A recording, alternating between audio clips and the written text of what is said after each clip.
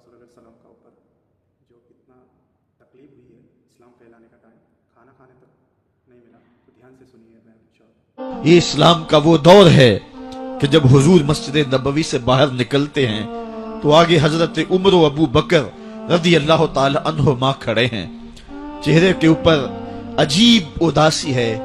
کہا عمر ابو بکر اس وقت کیوں کھڑے ہو؟ عرض کی حضور بھوک نے گھر میں ٹکنے نہیں دیا، ہم نے چاہا حضور کا چہرہ دیکھ لیں تو کچھ پیاس بجھ جائے، کچھ بھوک مٹ جائے۔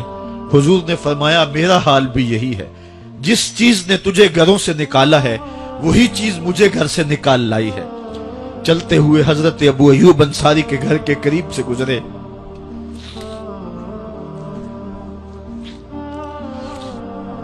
حضور کی خوشبو پا کے وہ باہر آ گئے۔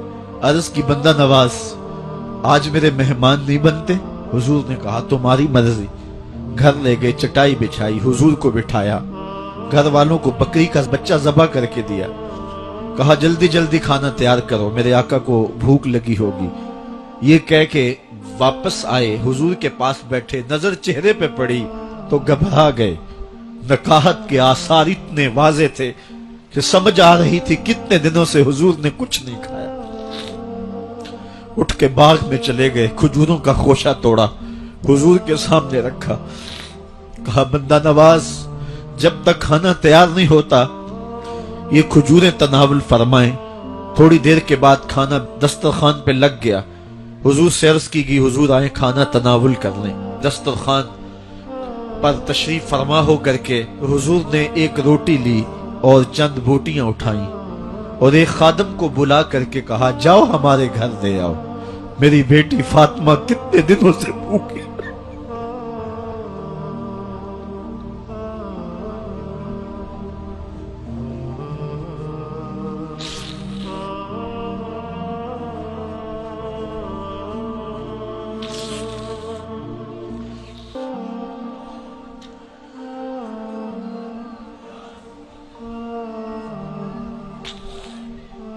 کہا جاؤ ہمارے گھر دے آؤ، میری فاطمہ کتنے دنوں سے بھوکی بیٹھی ہوئی ہے۔ مال کے کونین ہیں گو پاس کچھ رکھتے نہیں، دو جہاں کی نعمتیں ہیں ان کے خالی ہاتھ میں۔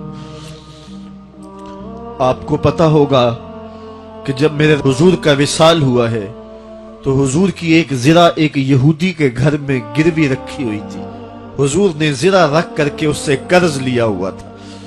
یہ اسلام کی غربت کی کہانی ہے، اور پھر اللہ نے اسلام کو امارت کے رنگ بھی دیے۔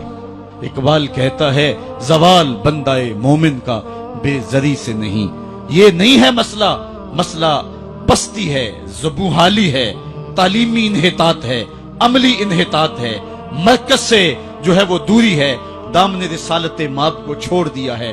پھر رسوائیاں مقدر نہیں ہوں گی تو کیا ہوں گی؟ آئیے ابھی بھی موقع ہے، توبہ کا دروازہ بند نہیں ہوا، رب سے بھی معافی مانگ لیں۔